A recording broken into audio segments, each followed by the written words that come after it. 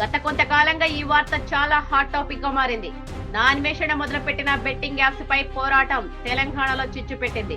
Influencer దగ్గర నుండి మొదలు పెడితే సెలబ్రిటీల దాకా అందరి మీద కేసులు నమోదయ్యాయి. అటు రాజకీయంగా ఇటు దుమారమే రేపుతోంది. నిండు అసెంబ్లీలో స్వయంగా CM Revanth Reddy betting apps మీద నిప్పులు చెరిగాడు. కొంతమంది డబ్బులకు ఆశపడి యువతను తప్పుదారి పట్టించి వారి జీవితాల నాశనానికి కారణమవుతున్నారని, అలాంటి వారిపై చట్టపరంగా చర్యలు తీసుకుంటామని హెచ్చరించాడు. ఇంతకీ ఇది యువతకి ఎంత ప్రమాదం, సమాజంపై ఎలాంటి ప్రభావం ఉంటుంది, చట్టపరమైన చర్యలు ఉన్నాయా లేవా, ఈ బెట్టింగ్ యాప్ ని అరికట్టడానికి మన బాధ్యత ఏంటి? అప్పుల ఊబిలోకి యువత. ప్రస్తుత సమయంలో ఈజీ మనీకి అలవాటు పడిన యువతను టార్గెట్ చేస్తూ ఆన్లైన్ బెట్టింగ్ యాప్లు యువతను అప్పుల ఊబిలోకి నెట్టి ఆత్మహత్యలకు దారితీస్తున్నాయి. చిన్నప్పటి నుండి కష్టపడి చదివి ఉద్యోగంలో స్థిరపడి కుటుంబాన్ని ఆదుకోవాల్సిన యువకులు ఈ యాప్ల వలలో పడి సంక్షోభంలో చిక్కుకుంటున్నారు. సులభంగా లక్షలు సంపాదిస్తామనే ఆశతో మొదలైన ఈ ప్రయాణం చివరకు అప్పుల ఒత్తిడి, ప్రాణ త్యాగంతో ముగుస్తోంది.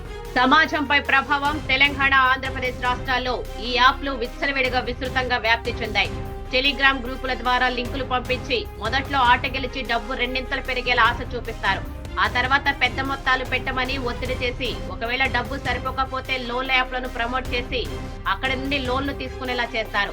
ఒకవేళ యూజర్ గెలిచినట్లు కనిపించినా యాప్ డిజైన్ కంపెనీ లాభాలకు అనుగుణంగా ఉంటుంది కాబట్టి ఓడిపోవడం ఖాయం.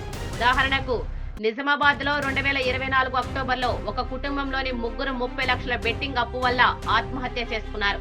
దేశంలో నిరక్షరాస్యత, ఉద్యోగాల కొరత, కష్టపడే మనస్తత్వం లేకపోవడం వల్ల యువత ఈ ఈజీ మనీ ఉచ్చులో పడుతోంది.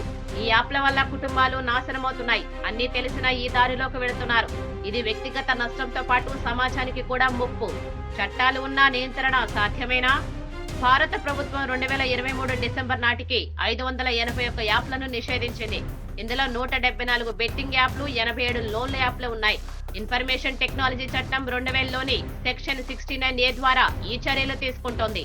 తెలంగాణలో తెలంగాణ గేమింగ్ సవరణ చట్టం 2017 ఆన్లైన్ జూదాన్ని నిషేధిస్తోంది. అయినప్పటికీ VPN, virtual private network, side loading APK files ద్వారా డౌన్లోడ్ వంటి టెక్నాలజీతో ఈ యాప్లు ఇప్పటికే అందుబాటులో ఉన్నాయి. ఈ సర్వర్లు విదేశాల్లో ఉండడం వల్ల ప్రభుత్వ నియంత్రణ సవాలుగా మారింది. కొన్ని ప్రైవేట్ కంపెనీలు అనధికారికంగా సాఫ్ట్వేర్ ప్రోగ్రాంలతో తక్కువ ఖర్చుతో ఈ యాప్లు తయారు చేయించి గూగుల్ ప్లే స్టోర్ లో చట్టబద్ధంగా లభ్యం చేయడం ఖర్చుతో పాటు చట్టవిరుద్ధం కాబట్టి వీరు ఇతర వెబ్సైట్ల ద్వారా వినియోగదారులను చేరుకుంటున్నారు. పోలీసులు, ఎన్ఫోర్స్మెంట్ డైరెక్టర్ ఈడీ ఈ మోసాలను గుర్తిస్తున్నప్పటికీ పూర్తి నిర్మూలన కష్టంగా ఉంది. యువత ఈ వలలో పడకుండా ఉండడానికి తల్లిదండ్రుల అవగాహన చాలా ముఖ్యం. స్మార్ట్ ఫోన్ వినియోగంపై పర్యవేక్షణ పెంచాలి. పిల్లలు అధిక మొత్తంలో డబ్బు ఖర్చు చేస్తే వెంటనే అప్రమత్తం కావాలి. అంతేకాకుండా పిల్లలకు ఆర్థిక అవగాహన నేర్పించడం ద్వారా వారికి నష్టపరిహారం కలిగించే వారికి దూరంగా ఉండే విధంగా ప్రోత్సహించాలి. ఈ ఆశ వదిలేయండి. బెట్టింగ్ యాప్ వల్ల అప్పుల పాలై ఆత్మహత్య చేసుకోవడం పరిష్కారం కాదు. బలవన్మరణం వద్దు, బతికి సాధించడమే ముద్దు. బెట్టింగ్ లేదా లోన్ల యాప్ల వల్ల ఇబ్బంది పడితే టోల్ ఫ్రీ నెంబర్ 155260 లేదా డయల్ 100 కు కాల్ చేయాలని ఐపీఎస్ అధికారి సజ్జనార్ విజ్ఞప్తి సూచించారు. ముందుగా యువత టెలిగ్రామ్ లింకులు, ఏపీకే ఫైల్స్ ను నమ్మవద్దు.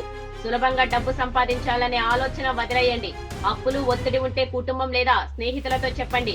సైబర్ క్రైమ్ కు ఫిర్యాదు చేయండి. మన యువత మన దేశ భవిష్యత్తు. ఈ బెట్టింగ్ యాప్ల వల్ల నుంచి వారిని కాపాడుకోవడం ప్రతి ఒక్కరి బాధ్యత.